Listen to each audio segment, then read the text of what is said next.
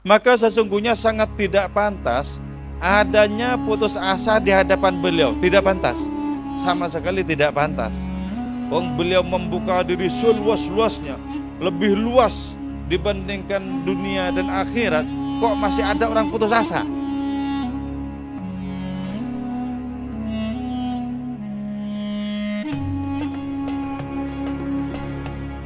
Hasyahu, betapa jauh itu Kanjeng Rasul Muhammad sallallahu alaihi wasallam. Ayu harima, apa hendaknya menghalang-halangi Kanjeng Rasul ar-raji kepada orang yang berharap maka rimahu terhadap kemuliaan Kanjeng Rasul. Au yarji'ah, atau pulang, al-jaru, siapa orang yang mohon pertolongan minhu terhadap Rasulullah ghayra muhtarami, seraya tidak dihormati. Ini ungkapan penyair tentang tambang rohani Kanjeng Rasul yang tidak ada duanya. Di sini dijelaskan betapa sangat mustahil Kanjeng Rasul itu menghalang-halangi siapapun yang berharap untuk mendapatkan kemuliaannya. Mustahil itu. Nabi tidak pernah menghalang-halangi siapapun untuk mendapatkan kemurahan Kanjeng Rasul. Tidak pernah.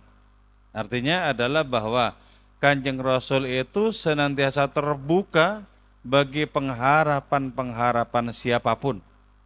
Baik yang diharapkan itu perkara-perkara duniawi maupun perkara-perkara ukhrawi.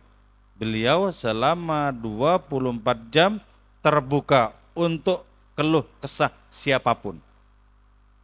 Nah, ini sesungguhnya menunjukkan kepada kita bahwa karena beliau itu senantiasa terbuka bagi berbagai macam keluh kesah, maka sekarang adalah tinggal bagaimana kita itu memiliki semangat untuk terus melakukan tawaran-tawaran rohani kepada beliau.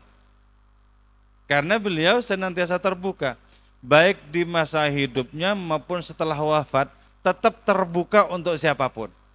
Nah, karena terbuka untuk siapapun, maka bagaimanakah kita senantiasa mendekat kepada beliau? Dan kedekatan kita kepada beliau sesungguhnya adalah wujud kedekatan kita kepada Allah Subhanahu wa ta'ala. Tidak usah beliau, seorang kekasih Allah, seorang waliullah saja di dalam kehidupan ini, kita mendekat kepada siapapun dari kalangan kekasih Allah, sejatinya kita mendekat kepada Allah Subhanahu wa ta'ala. Apalagi Kanjeng Rasul yang merupakan asal usul, yang merupakan tambang kemurahan bagi para wali. Jadi seluruh kemuliaan para wali itu kulaannya di Rasulullah. Kulaannya di sana. Seluruh kemuliaan di dunia asal usulnya itu Rasulullah. Maka kalau di antara para wali saja terbuka untuk kita, untuk setiap orang, agar kita atau siapa saja mendapatkan keberkahan-keberkahan, apalagi Rasulullah lebih terbuka lagi. Jadi karena itu ya, beliau itu bersabda bahwa hidupku itu rahmat bagimu dan kematianku juga merupakan rahmat bagimu. Jadi baik ketika beliau masih hidup maupun sesudah wafat, sama-sama terbukanya bagi adanya keluh kesah kita kepada beliau.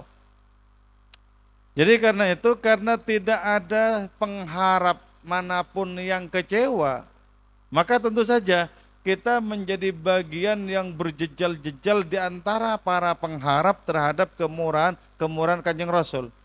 Beliau adalah tambang dari seluruh kemurahan dari Allah Subhanahu wa ta'ala.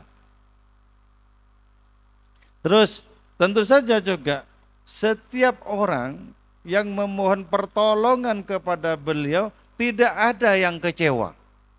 Jadi setiap orang yang memohon kemurahan beliau pasti pulang dengan kemurahan hati itu. Pasti itu. Jadi karena itu ya, tidak ada di zaman Nabi itu orang datang kepada beliau kemudian berkeluh kesah tentang berbagai macam hal, lantas beliau memberikan jawaban, berdoa saja langsung kepada Allah. Enggak pernah. Tidak pernah. Tapi lantas dilayani oleh beliau, keperluannya itu apa? Dan perlu kita tahu bahwa beliau itu tidak pernah angkat kaki duluan di hadapan orang-orang yang membutuhkan beliau. Tidak pernah. Misalnya mengatakan, sebentar ya, saya masih ada acara penting. Enggak pernah. Diam saja. Sampai orang-orang yang memerlukan beliau itu merasa selesai dengan berbagai macam keperluannya. Itu betul-betul merupakan tambang dari kemurahan hati. Nah karena itu kita sesungguhnya sampai hari ini, sampai detik ini ditantang untuk datang kepada beliau dengan sejumlah pertolongan, dengan sejumlah keluh kesah. Jadi apa yang kita inginkan? Sampaikan. Beliau itu oleh Allah Ta'ala diberi kemampuan untuk mendengarkan secara lebih dari siapapun yang lain. Karena di dalam kitab Berzanji itu disebutkan bahwa pendengaran beliau itu bisa menangkap adanya tulisan-tulisan pena ilahi. Itu ditangkap oleh beliau, kedengaran. Di mana sesungguhnya penulisan oleh pena ilahi itu di langit tertinggi ya. Sam'uhu yasma'u sarirul qalami. Pendengaran Kanjeng Rasul itu menangkap adanya bunyi dari tulisan pena ilahi. Itu bisa ditangkap. Jadi karena itu ketika kita punya persoalan dalam hidup ini, kita datang kepada beliau dengan sejumlah sholawat.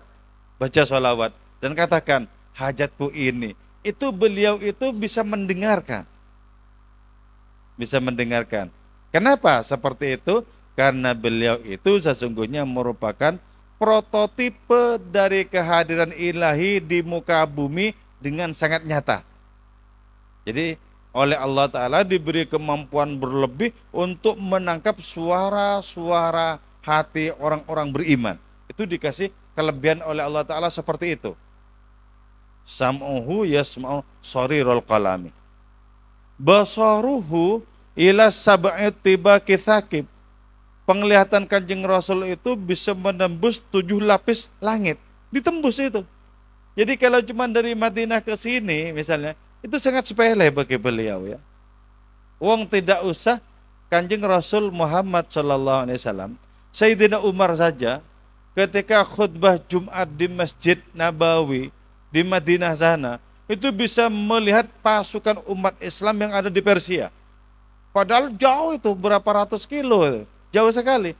Tapi bisa melihat, Sayyidina Umar saja bisa melihat jarak yang jauh seperti itu, apalagi Kanjeng Rasul Muhammad SAW. Sangat lebih bisa. Maka karena itu, adanya keyakinan kita bahwa beliau itu sangat mencakup adanya penglihatan-penglihatan yang jauh, itu merupakan satu keharusan. Kita wajib yakin bahwa beliau itu mendengarkan keluh kesah kita, bahwa beliau itu bisa mendengarkan kebutuhan-kebutuhan kita. Kita harus hakul yakin. Jadi dengan sholawat kita bacakan kepada beliau, maka sah bagi diri kita untuk menyampaikan berbagai macam hajat dan kebutuhan kita di dalam batin kita.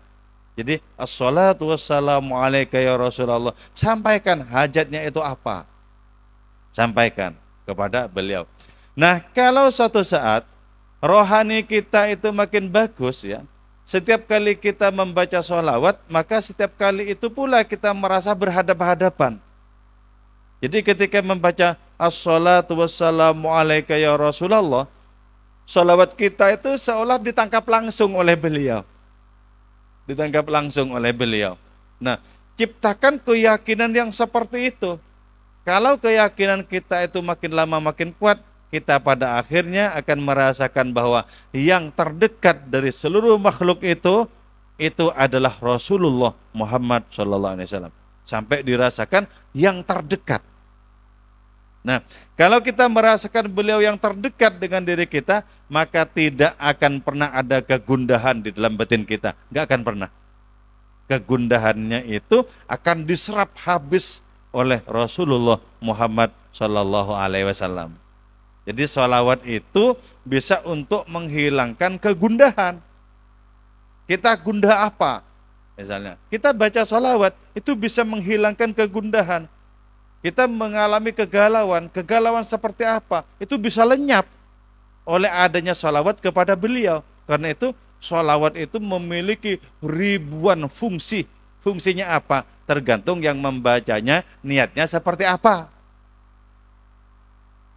Jadi itu yang disebut dengan hasyahu ayyuhrimar raji makarimahu. Nah karena itu kemudian, maka sesungguhnya sangat tidak pantas adanya putus asa di hadapan beliau. Tidak pantas, sama sekali tidak pantas. Beliau membuka diri seluas-luasnya, lebih luas dibandingkan dunia dan akhirat, kok masih ada orang putus asa? Jadi karena itu, sebesar apapun dosa manusia, tidak pantas berputus asa di hadapan kemurahan Kanjeng Rasul Muhammad SAW. Tidak pantas sama sekali putus asa. Dan di sini berarti apa? Kebalikannya, orang yang sebesar apapun dosanya tetap memiliki pengharapan di sana. Jadi karena itu benarlah kemudian Maulana Rumi yang mengatakan, mari bergabung ke sini. Apakah minumanmu itu masih utuh atau sudah tinggal ampas? Mari bergabung. Jadi para pendosa itu tidak mengalami putus asa sama sekali. Kenapa? Diterima tetap di hadapan Nabi. Para pendosa yang datang dengan penuh pengharapan tetap bisa diterima. Jadi karena itu ya, sesungguhnya alasan kita itu untuk berbahagia itu sangat nyata. Apa itu? Keterbukaan Rasulullah bagi adanya keluh kesah diri kita. Itu alasan kita kenapa kita mesti berbahagia. Jadi karena itu, orang semakin memahami Rasulullah, semakin dekat dengan beliau, semakin jauh dari adanya kegetiran-kegetiran hidup, makin jauh. Orang semakin dekat kepada beliau, semakin dekat pula dengan keberuntungan-keberuntungan. Jadi karena itu ya, kita masih memiliki adanya tempat kita mencurahkan segala keluh kesah kehidupan kita. Satu, yaitu Rasulullah. Jadi karena itu kita tidak memiliki adanya peluang untuk berputus asa. Tidak ada itu sebenarnya. Sebab siapapun yang datang kepada beliau dihormati. Dan penghormatan beliau itu dengan pemberian. Dan pemberian beliau itu ada dua. Bisa konkret berupa barang-barang, bisa merupakan jaminan di hadapan Allah Ta'ala. Dan beliau adalah orang yang paling bermurah hati. Jadi beliau paling bermurah hati. Kata orang-orang pedalaman ketika baru masuk Islam, aku tidak pernah menyaksikan orang yang pemberiannya sedemikian besarnya, sedemikian luasnya. Beliau adalah orang yang ketika memberikan apapun sama sekali tidak takut miskin, kata. Itu setelah perang Hunain ya, ketika beliau mendapatkan harta rampasan perang sebanyak-banyaknya dan orang dikasih sebanyak-banyaknya. Bahkan ada orang yang dikasih itu kambing di antara dua gunung. Kasihkan semuanya. Jor-joran beliau. Jadi kenapa? Karena tidak memiliki keinginan apapun untuk dirinya sendiri. Enggak ada sudah. Ketika Nabi itu sudah mendapatkan Allah Ta'ala, maka otomatis tidak menginginkan apapun yang lain. Dan karena tidak menginginkan apapun yang lain, maka apapun yang dimiliki oleh beliau untuk orang lain semuanya. Semuanya untuk orang lain. Bahkan dikatakan dalam kitab Syama'ilul Muhammadiyah bahwa beliau tidak pernah menabung apapun untuk hari esok. Enggak pernah loh ya. Misalnya nyisakan uang 1.000, 2.000 untuk besok. Enggak pernah itu. Tapi harus dihabiskan malam ini juga. Pastikan. Beliau yang tawakalnya adalah tawakal burung-burung. Yang ketika masuk ke sarang dalam kondisi kenyang, besok tergantung besok. Setiap hari datang, di situ juga ada rezeki yang datang pula. Hebat ya. Jadi saya kagum itu terhadap apa? Terhadap adanya tawakal kelas burung-burung yang beliau miliki itu loh. Hebat. Dan itu jauh dibandingkan dengan para sahabatnya. Para sahabatnya boleh punya ini, boleh punya itu, boleh punya segala-galanya. Tapi Nabi untuk dirinya sendiri itu tidak boleh. Itu menunjukkan bahwa seluruh hidup beliau itu diberikan kepada Allah Subhanahu wa taala. Karena seluruh hidup beliau diberikan kepada Allah, maka Allah memberikan dirinya untuk beliau. Itu yang disebut dengan ridho ya. Jadi ridho itu ibaratnya adalah saling memberi. Allah memberikan segala yang dimiliki untuk Rasulullah. Rasulullah memberikan segala-galanya kepada Allah. Itu yang disebut ridho. Radhiyallahu anhum wa radu'an, itu namanya ridho. Namanya ridho. Dan itu kelasnya betul-betul tak tertandingi oleh siapapun. Dari zamannya Nabi Adam sampai akhir zaman kelak, tidak ada yang menandingi beliau. Di situ kita menjadi terkagum-kagum, tidak habis-habis kepada beliau. Oke, saya kira itu yang saya sampaikan. Moga-moga bermanfaat, barokah untuk kita semua. Wal afwa minkum. Wassalamualaikum warahmatullahi wabarakatuh.